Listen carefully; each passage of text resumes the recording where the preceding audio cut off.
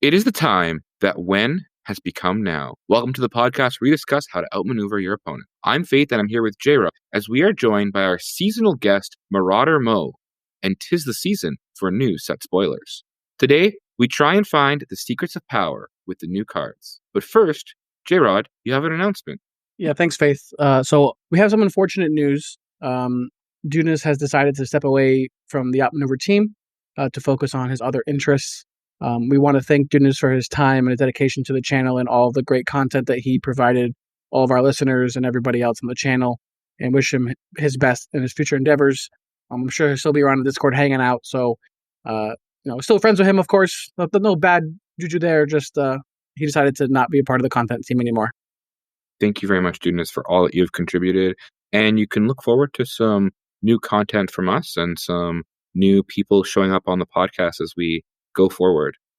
I want to now turn our attention to our guest, MaurderMo, who also has an announcement to make. Hi there. Yeah, thank you for welcoming me back on the podcast. So it's the start of a new spoiler season with Secrets of Power coming out in a couple months. And with that means a new leader contest. So if you've been listening to the podcast, you are a little bit familiar with the contest that we ran last couple of sets, and we're going to start it up again. So check it out in the Discord. You'll see the links to how you can enter the contest, where I'll predict the leaders and try to score points for getting them as accurate as possible to what actually gets released. Thank you so much. And Jrod, do we have a prize for this contest? We do. We are giving away a Balin Skull / Shinhati mat. So if you've seen that mat roll around, that's what we're giving away. Again, this contest is completely free to enter. There's no cost. Even if you win, as long as you're in the continental United States, there is free shipping. You don't have to pay for any shipping. We'll pay for that. So, hop in our Discord and make sure you get some guesses in. That sounds great. Make sure you get those guesses in at ASAP before we get our next leader reveal. Yes, because entries will close at that time. Yes. And so thank you to everyone who's entered in the past. And this means that we are coming up with Set 6, Secrets of Power. And this announcement for this set was made at the Galactic Championship. And for all those that were watching, where we got the preview for the set, along with some spoiler cards. And the first cards that we did get were the Spotlight Leaders. So, Jrod, do you want to talk about which of these Spotlight Leaders interested you the most? Well, I'm going to pick, this is tough, because actually they're both pretty interesting. I think I'm going to go with my guy, Chancellor Palpatine. However, he is a 7-cost ground unit leader, vigilance, villainy, 6/8 Republic official. When deployed, the next card you play using plot this phase costs 3 less. That's his deploy side. And his front side is action, pay 1, exhaust him, search the top 5 cards of your deck for a card with plot, reveal it, and draw it. So competitively, I don't think this card is going to be very viable. Him deploying at 7 is very late, and he doesn't have a way to affect the board. Drawing cards is nice, but costing 1, I think, will hurt. I think we saw that with Padme in the previous set. However, what I'm really excited for is a plot mechanic. Basically, when your leaders deploy, it makes it even more powerful and more game-changing, depending on what the cards are. And we've already seen this type of mechanic in a way with Kylo from set 5. When he deploys, you could put the upgrades on him. And obviously, we've had the Bonton competitive team take that to some very good success at the Galactic Championships.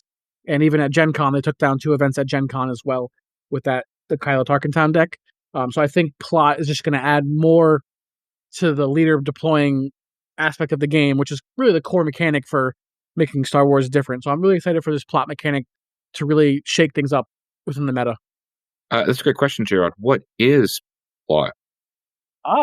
That is also a great question. I guess I did not explain that. Let me find a card with plot.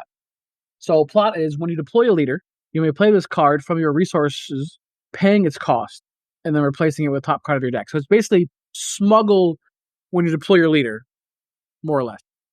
That's the easiest way to say it. So obviously this is great because it can action sheet. And I believe you can play more than one plot card if you have more than one plot card in your resources. I'm not confirmed on that. Yeah. I'm not a judge, but I believe you can. Yes. So when you deploy, yeah, when you deploy your leader, you can play any number of plots and it only triggers on when deployed. So a leader like Poe from set 4, which uses this ability to attach, that is not deploying, so you would not get to trigger it multiple times. However, the fella from set 3, what's his name now? Admiral Trench. Admiral Trench, yes, who does deploy multiple times in a game. That's a guy I want to try it out with, maybe in some Twin Suns, because even though I'm back into my competitive mindset, still love me some Twin Suns. Mm-hmm. Thank you so much. So yeah, Chancellor Palpatine is on one end of the table, and Chancellor Palpatine is facing off on the other side with another spotlight leader. Would you want to talk about that one, Marauder? Sure. So Padme Amidala is a cunning, heroic leader. And her front side says, when you reveal or discard one or more cards from your hand, you may exhaust this leader. If you do, discard. Or I'm sorry, I can't read today. You may exhaust this leader. If you do, deal 1 damage to the unit. She flips on 6 and is a 3/8 Naboo Republic official, and says when you reveal, basically the same thing. When you reveal or discard one or more cards from your hand, you may deal 1 damage to a unit. So on the front side, you have to exhaust her. On the back side, you get her ping damage unlimited for as many times as you reveal or discard one or more cards.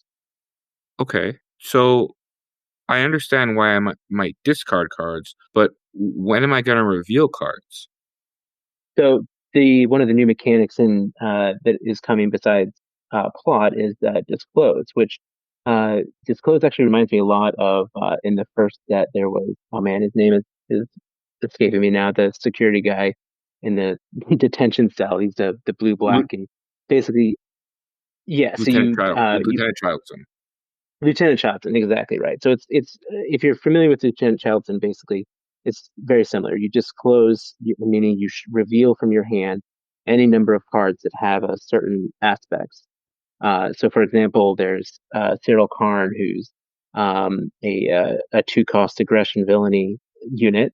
He's a 2/3 official, and he says on attack you may disclose. And then there's 3 aspects: aggression, and villainy. Um, and so if you do choose a unit, deal 2 damage to that unit unless its controller discards a card from their hand. So in other words, you get to reveal. You could reveal. I mean, theoretically, it could be 1 card with all 3 aspects, although I don't know that any exist. But probably it's going to be 2 cards that have between them 2 reds and a black aspect. And then when you do, you get the effect. Yeah. So that's really neat. Thank you for explaining that. That we got to disclose and we have plot 2 ways, 2 of the new ways that we're going to be playing the game from this set. One thing that I'll say about Padme is I do like how she works with cards that are already in the game, where plot is a new mechanic. So Chancellor Palpatine, he's going to be built around set 6 cards for that effect. Padme, there are ways that you want to discard your own cards, and there are also ways that your opponents will discard your cards, and both of those trigger Padme, which I think is an interesting thing. Plus, we also get her from the new set, and we actually did get a set 6 card that will work really well with her from the Droid Con exclusive, and that was the so that card will be good. That's the droid. That's a 4/1, and on attack, both players discard a card. So though you won't see, though the Player. set is play. Do you want? I'm sorry, Jared. No, it's Chopper. It's each player discards a card. Yes, each player discards a card. So you're discarding a card, so you'll trigger Padme's effect from your discarding a card. And it looks like Padme will be Cunning Command, so you won't get Chopper in the Padme deck, but that could be an idea people will go with. Absolutely. Can I make one comment on Palpatine? Sure. I was just thinking that, Palpatine and Kylo are very, very similar, I think, with both being blue-black, both being 7 flips, and both having theoretically a lot of stuff happening when they deploy. I think one thing that may make Palpatine different is that, with Kylo, you're kind of telegraphing what is going to happen on the Kylo flip turn because your opponent can actually see the discard pile. But with Palpatine, theoretically, if you're resourcing your plot cards and you didn't necessarily have to reveal it with his front side action, then you could have some really surprising flip turns.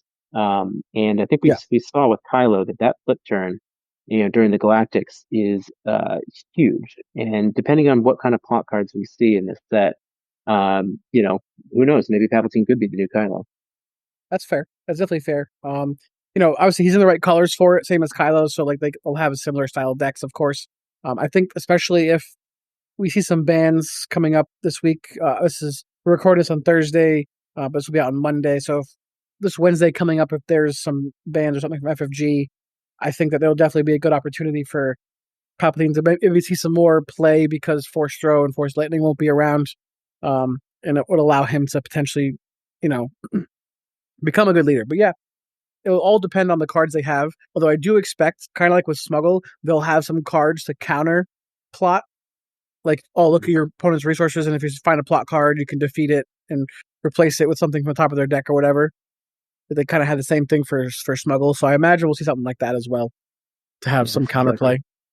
So when they introduced the set, there was some beforehand. There was some conversation about whether these secrets of power were going to be playing off of Legends of the Force, where it's like force power.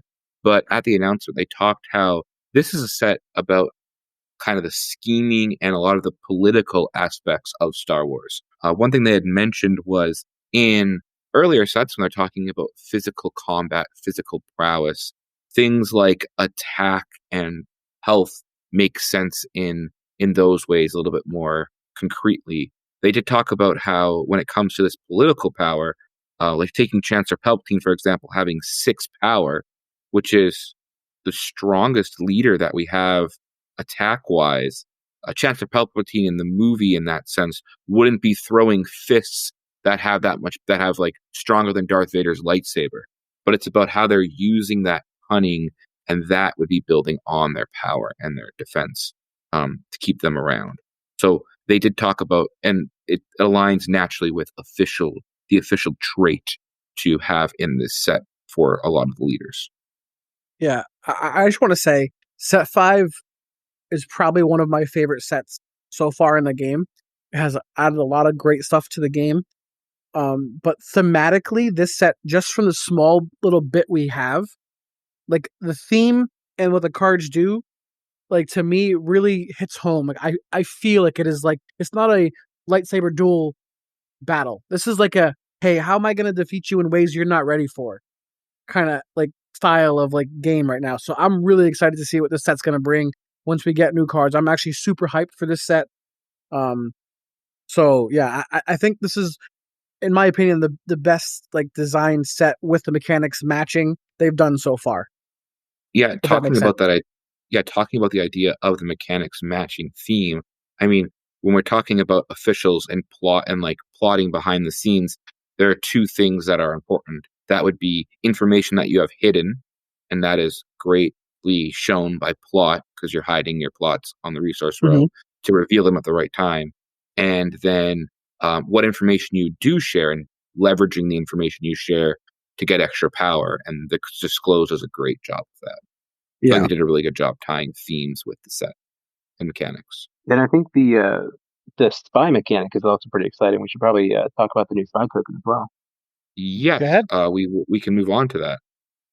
Yeah, so the spy token, it's a 0-2 official with raid 2, so very very simple, just like most token units. And I think what's really cool about this, just thematically, is I think Tyler or somebody was saying in one of the panels that if you catch a spy, and then they're easy to defeat, but if they're able to sneak around and attack, then that's where their strength lies. So that really makes sense with the 0 attack on defense, but on offense they get 2 attack. And because they have that stat line, I think that they're probably going to be, if I had to guess, they're probably going to be a little bit easier, a little bit cheaper to generate than the other kinds of tokens that we've seen. So it should be interesting to see how this set shapes up. So we mentioned how for Padme the deck is a cunning heroism command. For Chancellor Palpatine, we've got a vigilance command villainy. And we do have a command card that produces tokens. Jrod, do you want to talk about that one? Yes, I would love to, because I am the Senate. It's a 6-cost event, command villainy, and it says create 5 spy tokens. That's all it does. I think it's interesting. I don't think it'll be competitively play. It's definitely more for the starter deck stuff. Because 6 for 5 tokens, like I feel like we had better. So what I'm looking for. Efficiency? We had more efficient. Yeah, we had more efficient spells. I feel like for droids because they were like 2 for 2 1/1s. So that was 1 for each, and this is almost 1 for each, but not really. 5 is a lot, but 6 is like 6. You're playing like Anakin Skywalker's, right? So like this card is never competing with that. But I mean, obviously, we'll have to see what the game comes out. I mean, when they come out with I'm sure there'll be a card that has good stats that makes a spy, and that card will be probably playable, and that's how you make your spies, because the spies are just going to die almost instantly. But having an extra one like that will be good for like cards like Power of the Dark Side to make that card a bit worse, right? Because that card is very, very good, basically because tokens are very, very bad in the game currently. So I'm hoping that we do see a unit that has good stats. That is maybe like a 2/3 for 2 that makes a spy. I think that would be like maybe you have to disclose a card to create a spy or something like that. I think it's a reasonable cost when played. Disclose a card and then make a spy, something like that. I could see a card like that coming out in the set. So with in the past sets with tokens, we have had like Newt Gunray produce droids, Rex produce clones, Vader, who does see play, produce TIE Fighter tokens, and Akbar create the X-Men tokens. So it does seem reasonable that we will have a leader produce tokens. I would say with your hatred of I Am the Senate, we might see like yes, it produced. Yes, you're talking about 2 costs to produce 2 droids. We did not see the clone cards like breaking in come in, but this one does create a potential of 10 power if they're when they're attacking. Now 6 resources is a lot, so I'm not saying we're going to see this card in any major sense. But if you do get to attacking with them, you can do a lot of damage. So we'll have to see how it plays out. It does though work really nicely with a card that we got spoiled. But Marauder, were you going to say something? Yeah, I was just gonna offer for comparison, like if you compare it against Droid Deployment, which is a 2-cost event and creates 2 battle droid tokens, um, then um, then basically that's what 2 power for 2 cost. Drop in and dedicated wingmen are both events that create X-wing and clone trooper tokens, which again 4 cost 4 power. I think also you could compare it to Scramble Fighters, which is a 7-cost event, creates 8 TIE Fighter tokens. That's 8 power, but they can't attack bases. But then I Am the Senate is 6 costs and creates 5 spy tokens, which is 10 power. So I don't know. I mean, I think that it seems pretty strong. I mean, obviously, I don't know that it's going to see so much competitive use, but it is interesting to see that it seems like for spy tokens, the cost is just a little bit less to create them than the previous tokens that we've seen. So it'll be Yeah. interesting to see how it all fits out. And then to J-Rod's point, what do they attach those spy tokens to? If they are quote unquote undercosting them, are they attaching them to a fun other card that they can pump something else out? Thinking of like Poe unit from set 4 that was able to make a token as well. Are they going to be able to make cards that make those tokens at a discount? But with playing something like I Am the Senate, you can actually maybe do something with another card we got, which is Major Part Azag's. Yes, that's my pronunciation. Major party guys. Yes, that's Major Party to you, and that's a 2-cost command villainy 0/6 Imperial official with Overwhelm, and as people have commented, a 0 power unit with Overwhelm. That's because it has an effect when another friendly official unit attacks. This unit gets +2/+2 for this phase. And just a reminder, the spy tokens are officials. So if you wanted the official set, this is a guy that's going to be great for that. And this is going to be a great set that's great for you as well.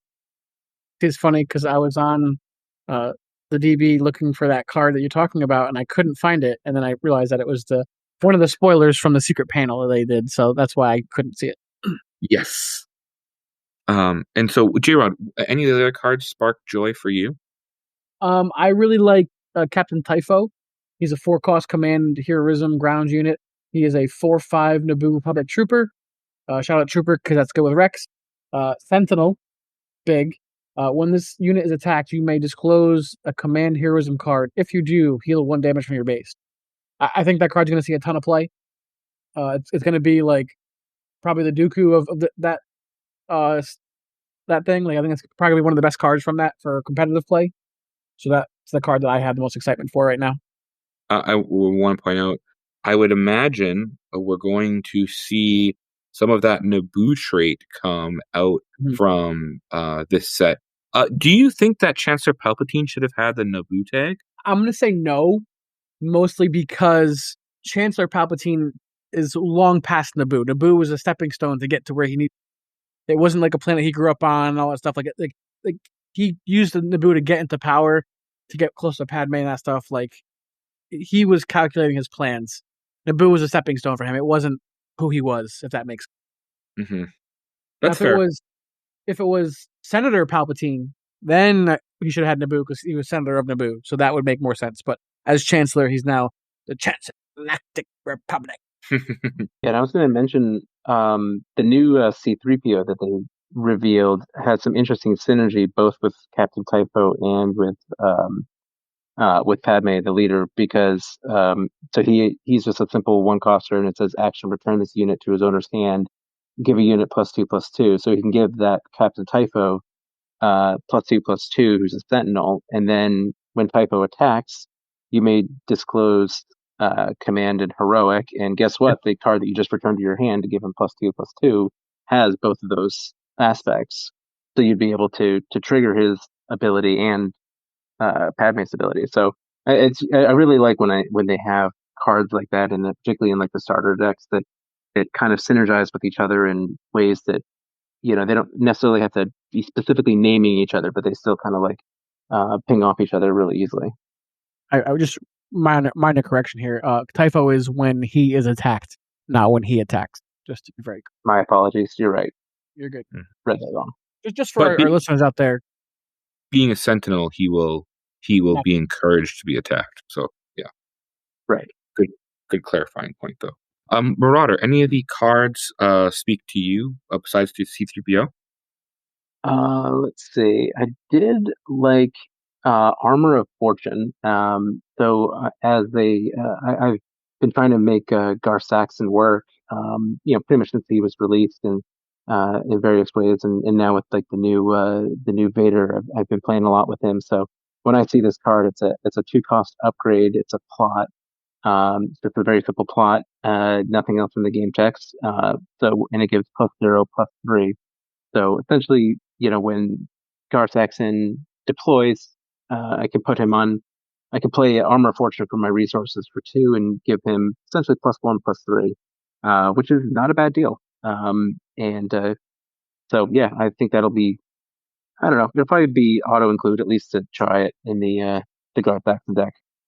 Yeah, that's an interesting point. How these new cards, especially this new mechanic plot, well, Chancellor Palpatine mentions specifically, they do work pretty seamlessly with old leaders as well. And so thinking that buff from the upgrades, but then always before you're able to just think, okay, my leader, I'm playing against a Sabine, and I know Sabine always has 5 health or whatever the leader. I know IG-88 always has 4 health, so I can always just save that open fire. Well, now you're wondering, do they have like a random plot that they're going to, when they deploy, I'm not going to be able to calculate that breakpoint as easily. So that can lead to some interesting things. There could also be some interesting mind games if you see that your opponent doesn't, like if you have Gar Saxon in that example, and I don't flip it on my 6th turn. Well, maybe that's because I also have like Cad Bane or another like a 5-cost plot and a 2-cost plot, and I want to be able to play both in the same turn when I flip them. So maybe I'm going to wait to deploy my leader an extra turn to have the extra resources to play all my plots out at once. So there's going to be I think it'll increase the on sort of a tactical level is going to increase like what we're doing in games, and we're going to be playing with each other's minds, trying to guess what the other player has in store for us when their leader flips. I'm actually super excited about Jar Jar Binks, which people probably aren't super excited right now because he's a 2-cost 2/1 command. Oh, no, wait. You have to read Ground his whole unit. text in Jar Jar voice, or else it doesn't count. Oh, I can't do Jar Jar voice. I can't. I'm Jar Jar. You know. Perfect. Thank you. You read it then. So he's a 2/1 Naboo Republic Gungan official. When played, you may give another friendly unit +2/+2 for the phase, and he's got plot. He's an uncommon. I think this card, like, for example, like Obi-Wan Kenobi that I know Faith loved from set 3, which is a Sentinel, getting to deploy him and then putting Jar Jar out in the battlefield as well provides 2 options with that. 1, obviously it's going to buff my Sentinel. 2, I can play around Power of the Dark Side. Right? So it's like 2 massive benefits with leaders deploying that, like, with plots basically mean if you have a plot unit, means you can't be Power of the Dark Side. This is the Jrod unit because Jrod is classically infamous for deploying his leader into an empty board against power. I did it one time in set 1 when the game wasn't even released yet, and it's been a meme. And then they printed Rex, my favorite character, as also power proof because he deploys with a 2/2. So, like, the meme just continues. And I hate it. But Jar Jar, I'm excited for him for multiple of those reasons. If you think about, like, +2/+2 is big. Like, even with, like, I'm thinking, like, Kylo Tarkintown, right? Like, obviously he wouldn't play this, but, like, playing Kylo Green. Getting +2/+2 on Kylo for 2 is pretty hard sometimes. I actually been playing a good bit of the deck, and they have, like, the 1/3 saber. They have craving power, but getting a good, like, +2/+2 is tough. And you don't want to deploy him solo, but because that deck doesn't have many units, like, I would actually currently love to have Jar Jar Binks right now in that deck. I would play it.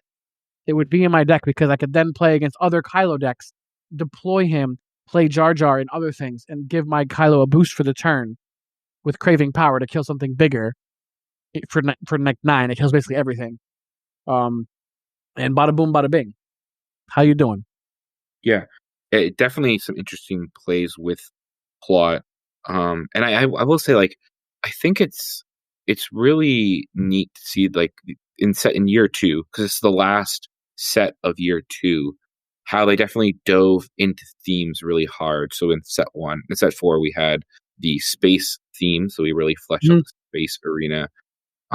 In set 5, we got some more on the ground, flesh out that force theme, and now we're getting some interaction with both the hand and the resource row, so a different area of the board, and also going really hard into this kind of, I mean, yeah, you could say the official theme, yes, but plotting and how we're going to make this new surprise come about, how we're going to keep people on their toes. We did at the Galactic Championship get the set 7, 8, and 9. So Marauder and Jrod, what are your thoughts that will come from these sets? What do you think we're going to be getting? So we got A Lawless Time, Ashes of the Empire, and Homeworlds. Well, Homeworlds, I think, is going to be a cool set. I would completely guessing here, but just, like, going to different planets and, like, having, like, you know, small subsections of the set being like, this is this planet, and this is this planet, and this is this planet, and getting a lot of different, a lot of cool things like that. Yeah, I'm hoping it would be things like, you know, me, I love my Wookiees. You know, maybe it'll be like, Wookiees on Kashyyyk or something like that. But I suspect it'll be like a bases matter kind of set where, where we actually are using the traits on bases, that say Naboo or Kashyyyk or whatever else. That would be really cool. I agree. I want to comment on the look of the icons. So, Homeworlds it has a similar treatment to Legends of the Force with some gradient going up and down, but a really kind of cool design. You can see a little bit of, like, maybe grass on the lower part. And it reminds me a little bit about Zendikar from anyone familiar with Magic the Gathering. Yep. It's got a similar, like, look to me, where Ashes of the Empire, like, very gray and imperial. I don't say imperial, but just very gray looking. And then Lawless Time, we get this kind of different color wave. Some of the most similar a little bit to Jump to Lightspeed in the with colors kind of playing with each other. So just some comments on the look of the sets. And if I remember correctly, the phrase "a lawless time" comes from the introduction to the Solo movie. So if I remember correctly, may be wrong on that, but so that has me thinking that it might be focused on sort of that time period, the early empire, or sort of like the height of imperial strength. So it could be a lot of lawlessness, a lot of maybe Black Sun, maybe malls, Yeah, syndicate, like that kind of thing. So it could be really maybe like a Shadows of the Galaxy Part Two kind of set, which could be really exciting. Hmm. definitely. And Ashes of the Empire is also a really cool one for me. Like, I hate the Empire; they're the worst. So see them in Ashes is definitely cool. Kind of just picking up after that. I imagine that's probably like a little bit of like Cal Kestis time. Oh, no, he was still full Empire, so it's more like Probably more Gideon and Mandalorian era. yeah, Gideon, Mandal- yeah, Ahsoka. I guess that those are where we're kind of going with that. I guess Ashes of the Empire. I don't know. I just really want us to have some Night Sisters that recur from the graveyard. I need graveyard recursion. It's one of my favorite Mm, mechanics that they haven't like they've done a little bit of it. They've like tried a little bit of it, but like we've done discard, we've done resource row, we've done not disclosed and spies, all this cool. Like they've done a lot of things with other aspects of the game that are really fun and interesting. I want graveyards to matter. I want them to matter. Make them matter, please. So we do have another thing to talk about with this set being set 6. That means that this is the last set for this block, this until rotation happens.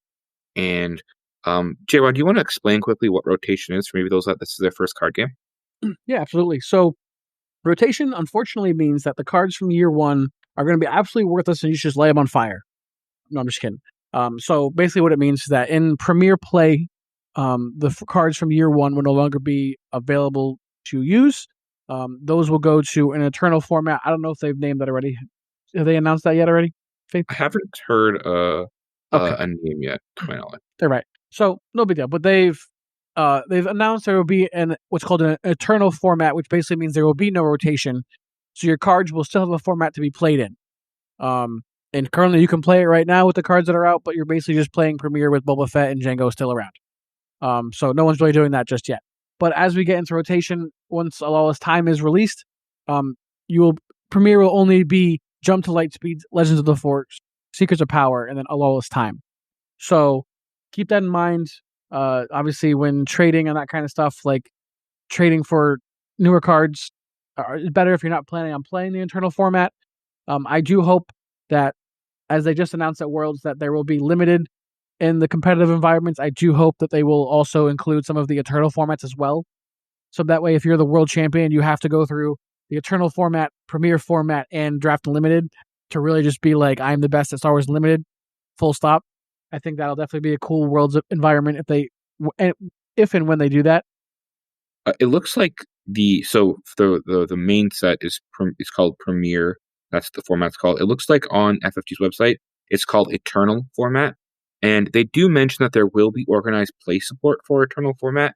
So I do agree with you. I hope that we do see some of that, and we'll have to wait and see what that includes. I also do love, even if it's not Eternal in the Galactic Championship per se, I would love team formats where you've got like one person playing Eternal, one person Yes, playing Premier, and one person playing some kind of sealed or Tails. limited environment. That'd be a great team. Because just playing as a team is great with organized with Eternal format. How do I know? So you said year one. One, what does that mean, and which cards are included in that? And is there any way I can tell on the card itself if I know this card is legal or not?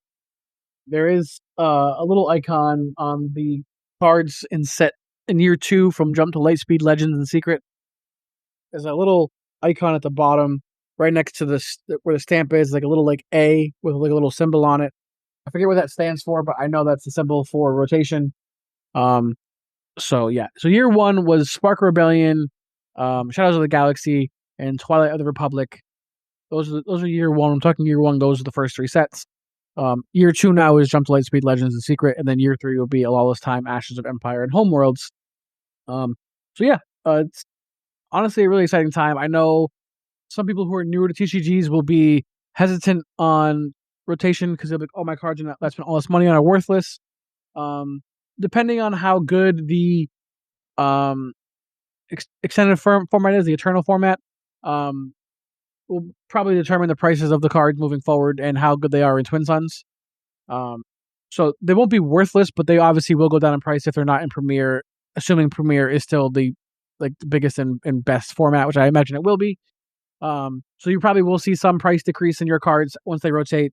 But that's kind of just what the game is. So you can try to trade them early, and get other cards for them, or sell them early and get some money, and then buy them when they get cheaper. It's always a good option. But you want to make sure you're ahead of the game. Like, honestly, if I were people, I would start doing it now for the decks you're definitely not playing. If you're that concerned about it. But myself, like, I like to have all the cards anyways, so I'm just keeping everything. If I have extras, maybe I'll move some of those, but I'm not pressed to move on from stuff. Like, if I get cards, I just generally keep them or trade them or something like that. So, Yeah. just So set 6 does mean that we're going to have our decks at their most powerful. They are going to finally be actual decks with enough cards in them. You're seeing the power level increase. So with rotation, there will be a drop off a little bit. Before we move on, I just want to briefly talk about, there was a card that has been announced to have an errata. So this will be the first errata in the game, and it's a card that's going to be coming up. The title of this episode, When Has Become Now, which is a 1-cost villainy. Play a card with plot from your resources. Put the top card of your deck into play as a resource. Just so people are aware of this going forward to your pre-release. The reason this is errataed is because normally the keyword plot, when you use it, you replace the top card of your deck with you replace the card you played with the top card of your deck. However, because the way that this card works is you're just playing the card, you're not using the plot effect. So they needed to add that part, put the top card of your deck into play as a resource. However, in Star Wars Unlimited, you do as much with the card as possible. So essentially what this means is the way it's written, you could play this for one resource and ramp. So that would be really good. If anyone's been playing this game, this would be just one resource, play a card, ramp a card. So that they are errataing it to say, if you play a card with plot, then you do that. And that's actually interesting. That I didn't know they had already errated the card, because we've seen suspensions so far, and obviously had that card not been changed to what it is supposed to say, it would have been a very powerful card and been in every single villainy deck. And I think villainy would have just run over everyone because of how powerful that card is. So I would imagine that card would have gotten quickly and swiftly suspended as well. But it's interesting to see that they're actually using erratas on cards. I assumed erratas would come more on leaders than cards, but it's interesting to see that they're willing to do it on cards as well. Yeah, I think it's just a minor. I think they've said that they tend to use the word errata to mean like more like a clarification, like a right, not changing the effect of the card, but just changing the wording of the card to make it make more sense. So in that sense, I think it's going to be more like a clarifying thing than it is like a functional change, because it was never intended to work that way. Yeah. And so this was all information we got at the Galactic Championship. And Jrod and I were lucky enough to be at the Galactic Championship. So I want to say thank you to Jrod for being there. It was, if you were interested in how our experience was, you can watch our last week's podcast. However, before we head out, Marauder, did you want to share your experience from the Galactic Championship? Yeah, unfortunately this year I wasn't able to go, though I do plan on going next year if I can make it. But I was really enjoying the stream throughout the weekend. I had it up pretty much on my phone, either listening in or watching, and some variety or another throughout the weekend. As I was kind of doing things around the house, and it was I would say it was, first of all, the casters did a great job. I think it was great to be able to kind of feel like I was part of it, even though I wasn't physically there, and got to learn a lot about the meta and some of the interesting new decks that were there. And just in general, it was just kind of a great vibe being able to watch it from home. And and just hearing everybody that went to talk about it just has me jazzed up to really make an effort to go next year. Yeah, well, thanks so much for sharing that, and we look forward to seeing you next year. And for those that haven't had a chance yet, you can go to FFG's YouTube page, and they do have coverage from the event. So if you were unable to go but wanted to watch and see what was going on, you can do so. Thank you guys, everyone, for tuning in and watching. Please join the Discord if you haven't to enter our contest to win the mat, guess the leaders, and we will see you next time on El Maneuver. Bye, everybody. Bye, everybody.